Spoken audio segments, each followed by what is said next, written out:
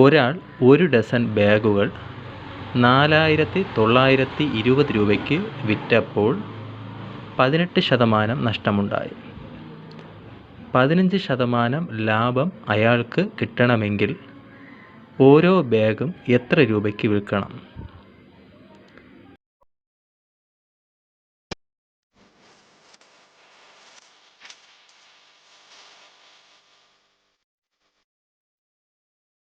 Okay, അപ്പോൾ question ഇതാണ്. ഒരു വ്യക്തിയാണെങ്കിൽ 1 ഡസൻ ബാഗുകൾ, അതായത് 12 ബാഗുകൾ 4,920 രൂപയ്ക്ക് വിറ്റു. അപ്പോൾ അയാൾ വാങ്ങിയ വിലയേക്കാൾ 18% നഷ്ടമുണ്ടായി. അടുത്ത് പറയുകയാണ്, അയാൾക്ക് 15% ലാഭം ഉണ്ടാകണമെങ്കിൽ അയാൾ ഓരോ ബാഗും എത്ര രൂപയ്ക്ക് വിൽക്കണമെന്നാണ് ചോദിക്കുന്നത്. അപ്പോൾ നോക്കുമ്പോൾ 12 ബാഗുകളാണ് 4,920 രൂപയ്ക്ക്. അപ്പോൾ ഒരു ബാഗിൻ്റെ വില എങ്ങനെ കണ്ടുപിടിക്കാം? 4,920 ഡിവൈഡഡ് ബൈ 12, റൈറ്റ്? അപ്പോൾ അയാൾക്ക് എന്താണ്? അപ്പോൾ ഈ 12 ബാഗും 4,920 രൂപയ്ക്ക് വിറ്റപ്പോൾ 18% നഷ്ടമുണ്ടായി. അതായത് ഓരോ ബാഗിനും 18% നഷ്ടമുണ്ടായി. അതായത് അയാൾ വിറ്റത് എത്ര രൂപയ്ക്കാണ്? ഓരോ ബാഗും വിറ്റത് 18% കുറവിലാണ്. അതായത് 82%. വിറ്റത്. നമുക്ക് കിട്ടാനുള്ള എത്രയാണ്? 15% ലാഭം, അതായത് 115. ഇതിനെ സിംപ്ലിഫൈ നമുക്ക് കിട്ടുന്നതായിരിക്കും ആൻസർ. ഒന്നുകൂടെ പറയാം. ടോട്ടൽ അയാൾ വിറ്റത് 4,920. അപ്പോൾ അയാൾ ഒരു ബാഗ് വിറ്റ വില എന്ന് പറയുന്നത് 4,920 ഭാഗം 12. ഇത് ഡിവൈഡ് ചെയ്യുമ്പോൾ കിട്ടുന്ന നമ്പർ എന്ന് പറയുന്നത് ഒരു ബാഗിൻ്റെ വിറ്റ വിലയാണ്. ആ വിറ്റ വില എന്ന് പറയുന്നത് എത്രയാണ്? 82%. കാരണം അയാൾ 100% വിലയ്ക്ക് വാങ്ങിയെങ്കിൽ 18% നഷ്ടത്തിലാണ് വിറ്റത്. അതായത് 100 രൂപയ്ക്ക് ഒരു ബാഗ് വാങ്ങിച്ചാൽ അത് 82 രൂപയ്ക്കാണ് വിൽക്കുന്നത്. അപ്പോൾ 82% തന്നിരിക്കുന്ന ശതമാനം താഴെ എഴുതി, ഡിനോമിനേറ്ററിൽ തന്നിരിക്കുന്ന ശതമാനം എഴുതി. നമുക്ക് കണ്ടുപിടിക്കാനുള്ള എന്താണ്? 15% ലാഭത്തിൽ കിട്ടണമെങ്കിൽ 15% ലാഭം കിട്ടണമെങ്കിൽ ഒരു ബാഗ് എത്ര രൂപ വിൽക്കണമെന്നാണ്. 15% ലാഭം എന്ന് പറയുമ്പോൾ അതായത് വിൽക്കാനുള്ളത് യഥാർത്ഥ വിലയുടെ 115%. അപ്പം കിട്ടേണ്ട ശതമാനം മുകളിൽ എഴുതി, ന്യൂമറേറ്ററിൽ എഴുതി 115. അപ്പോൾ ഇങ്ങനെ എഴുതാം: 4,920 ഭാഗം 12 ഇൻറ്റു 115 ഭാഗം 82. ഇതിനെ സിംപ്ലിഫൈ കിട്ടുന്നതാണ് ആൻസർ. അപ്പോൾ കൂടെ സിംപ്ലിഫൈ നോക്കുമ്പോൾ നമുക്ക് 12 കൊണ്ട് മുകളിൽ സിംപ്ലിഫൈ നോക്കാം. 12 കൊണ്ട് സിംപ്ലിഫൈ ചെയ്യുമ്പോൾ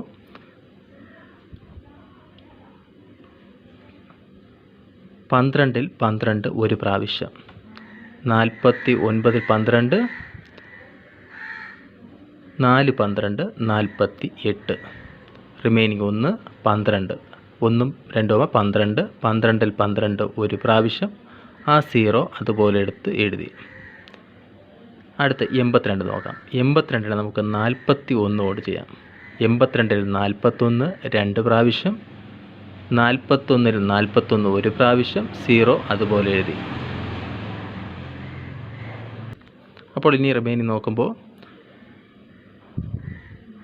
115 ഭാഗം 2 എത്രയാണ്? 115 ഭാഗം 2 എന്ന് പറയുന്നത് 57.5 ആണ്. 57.5-നെ 10 കൊണ്ട് ഗുണിക്കുമ്പോൾ 575. അതായത് 575 രൂപയാണ് 15% ലാഭം കിട്ടണമെങ്കിൽ ഒരു ബാഗിൻ്റെ വിൽക്കാനുള്ള വില. അതായത് ഒരു ബാഗ് 575 രൂപ വീതം വിറ്റാൽ ടോട്ടൽ അയാൾക്ക് 15% ലാഭം ലഭിക്കും, റൈറ്റ്? അപ്പോൾ ഒരു സ്റ്റെപ്പിൽ നമുക്ക് സിംപ്ലിഫൈ ചെയ്യാൻ പറ്റും. അപ്പം നമ്മുടെ ആൻസർ ഓപ്ഷൻ എ ആണ്, 575. നെക്സ്റ്റ് ക്വസ്റ്റ്യൻ, 36 ലിറ്റർ വെള്ളം കൊള്ളുന്ന ഒരു ടാങ്കിൽ കുറച്ച് വെള്ളമുണ്ട്. 20 ലിറ്റർ വെള്ളം കൂടി ഒഴിച്ചപ്പോൾ 4/3 ഭാഗം നിറഞ്ഞു എങ്കിൽ ആദ്യം ടാങ്കിൽ എത്ര ലിറ്റർ വെള്ളം ഉണ്ടായിരുന്നു? Option A 7 litre, option B 8 litre, option C 10 litre, option D 12 litre. അപ്പോൾ ക്വസ്റ്റ്യൻ ഇതാണ്, 36 ലിറ്റർ വെള്ളം കൊള്ളുന്ന ഒരു ടാങ്ക്, അതിൽ കുറച്ച് വെള്ളമുണ്ട്. ഒരാൾ 20 ലിറ്റർ വെള്ളം കൂടി ഒഴിച്ചപ്പോൾ 4/3 ഭാഗം, അതായത് ആ ടാങ്കിൽ 3/4 ഭാഗം വെള്ളം നിറഞ്ഞു എങ്കിൽ ആദ്യം ടാങ്കിൽ എത്ര ലിറ്റർ വെള്ളം ഉണ്ടായിരുന്നു എന്നാണ് കണ്ടുപിടിക്കാനുള്ളത്. തന്നിട്ടുള്ള എന്താണ്, ഒരു ടാങ്ക് ഉണ്ട്, അതിൻ്റെ ടോട്ടൽ കപ്പാസിറ്റി എന്ന് പറയുന്നത് എത്രയാണ്? 36 ലിറ്റർ. ആ ടാങ്കിൽ 36 ലിറ്ററാണ് കൊള്ളുന്നത്. അതിൽ കുറച്ച് വെള്ളം അതിൽ നിൽക്കുന്നുണ്ട്. എത്ര വെള്ളം എന്ന് പറയുന്നില്ല, കുറച്ച് വെള്ളം അതിലുണ്ട്. അതിലേക്ക് 20 ലിറ്റർ വെള്ളം കൂടി ഒഴിച്ചപ്പോൾ ആ ടാങ്കിൻ്റെ കപ്പാസിറ്റി എത്രയാണോ അതിൻ്റെ 3/4 ഭാഗമായി എങ്കിൽ ആദ്യം എത്ര ലിറ്റർ വെള്ളമാണ് കണ്ടുപിടിക്കാനുള്ളത്. ഇപ്പോൾ നോക്കുമ്പോൾ ഇവിടെ ആ ടാങ്കിൻ്റെ കപ്പാസിറ്റി എത്രയാണ്? 36 ലിറ്ററാണ്. കുറച്ച് വെള്ളം അതിലുണ്ട്, റൈറ്റ്? അതിൽ കുറച്ച് വെള്ളമുണ്ട്. ഇപ്പോൾ ഒരു എക്സ് വെള്ളം ഉണ്ടെന്ന് വിചാരിക്കുക. എക്സ് ലിറ്ററാണ് വെള്ളമുള്ളത്. അതിലേക്ക് ഒരു 20 ലിറ്റർ അയാൾ ഒഴിച്ചു. 20 ലിറ്റർ വെള്ളം കൂടി അതിലേക്ക് ഒഴിച്ചു. അപ്പോൾ എന്ത് സംഭവിച്ചു? 20 ലിറ്ററും കൂടെ ഒഴിച്ചപ്പോൾ അതിൻ്റെ ടോട്ടൽ കപ്പാസിറ്റി എത്രയാണോ അതിൻ്റെ 3/4 ഭാഗമായി. അപ്പോൾ നമുക്കിവിടെ ടോട്ടൽ കപ്പാസിറ്റി എത്രയാണ്? 36. അതിൻ്റെ 3/4 ഭാഗം എന്ന് പറഞ്ഞാൽ എത്രയാണ്? 36ൻ്റെ പകുതി എത്രയാണ്? 18 ആണ്. 18ൻ്റെ കൂടെ 1/4 ഭാഗം കൂടെ, അതായത് 9 കൂടെ കൂട്ടുമ്പോൾ 18 9 27 ലിറ്റർ, അതായത് 27 ലിറ്ററായി.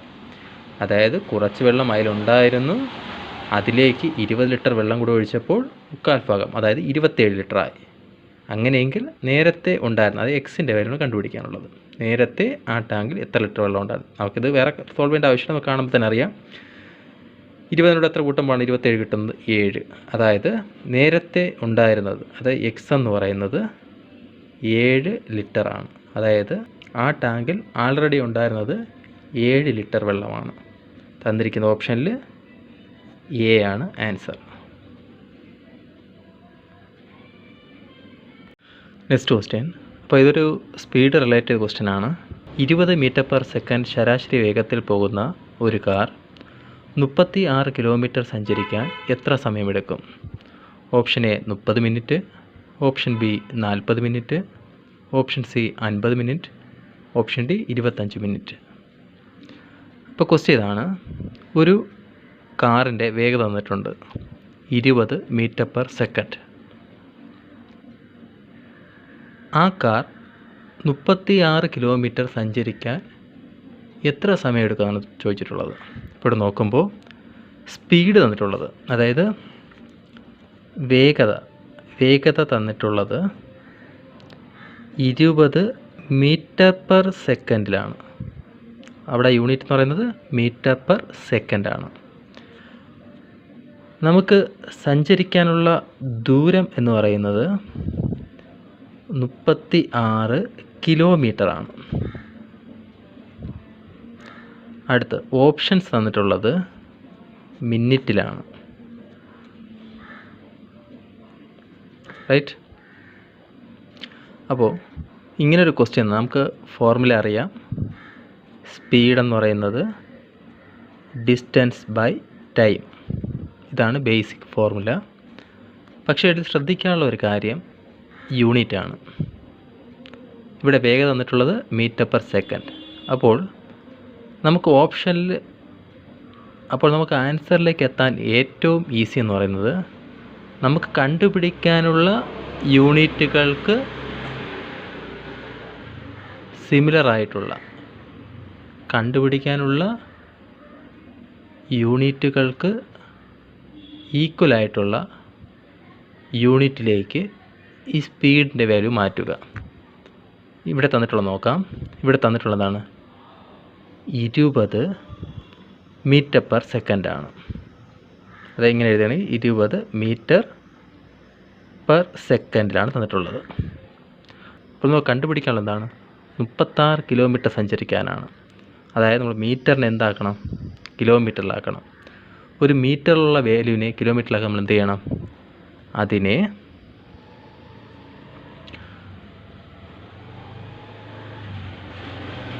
1000 കൊണ്ട് ഡിവൈഡ് ചെയ്യണം. അതായത് 1000 മീറ്ററാണ് 1 കിലോമീറ്റർ. അപ്പോൾ മീറ്ററിനെ കിലോമീറ്ററിലേക്ക് 1000 കൊണ്ട് ഡിവൈഡ് ചെയ്യുക. അതുപോലെ കിലോമീറ്ററിനെ മീറ്ററിലാക്കണമെങ്കിൽ അവിടെ 1000 കൊണ്ട് മൾട്ടിപ്ലൈ ചെയ്യണം. അപ്പോൾ നമുക്കിവിടെ ചെയ്യാനുള്ളത് 1000 കൊണ്ട് ഡിവൈഡ് ചെയ്യുക. അടുത്ത യൂണിറ്റ് നമുക്ക് നോക്കാം. സെക്കൻഡ്.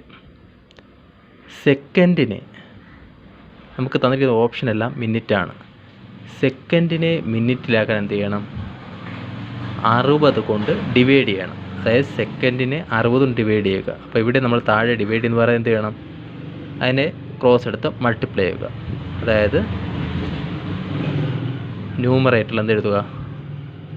60. അതായത് സെക്കൻഡിനെ മിനിറ്റിലാക്കാൻ 60 കൊണ്ട് ഡിവൈഡ് ചെയ്യണം. അപ്പോൾ നമുക്ക് 20നെ ഇപ്പോൾ ഇത് ഡിവൈഡ് ചെയ്യുമ്പോൾ കിട്ടുന്നത് എന്താ? ഇതിനെ സിംപ്ലിഫൈ ചെയ്യുമ്പോൾ കിട്ടുന്നത് എന്തായിരിക്കും? വാല്യൂ എന്ന് പറയുന്നത് കിലോമീറ്റർ പെർ മിനിറ്റ് ആയിരിക്കും. റൈറ്റ്? ഇത് നമുക്ക് സിംപ്ലിഫൈ നോക്കാം.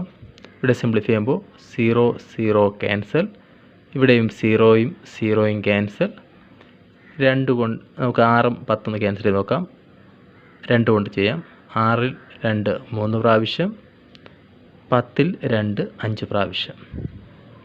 ഇത് നോക്കുമ്പോൾ റിമൈനിങ് ഉള്ളത് കിലോമീറ്റർ പെർ മിനിറ്റിൽ നമ്മൾ എഴുതുമ്പോൾ മുകളിലുള്ള എന്താണ്? ന്യൂമറേറ്ററുള്ളത് 3 × 2, അതായത് 6 ഡിവൈഡഡ് ബൈ താഴെയുള്ളത് 5. 5 കിലോമീറ്റർ പെർ മിനിറ്റാണ്. റൈറ്റ്? അപ്പോൾ നമുക്ക് സ്പീഡ് കിട്ടിക്കഴിഞ്ഞു. ഈ ഫോർമുലയിൽ കൊടുക്കാം. സ്പീഡ് എന്ന് പറഞ്ഞാൽ എത്രയാണ്?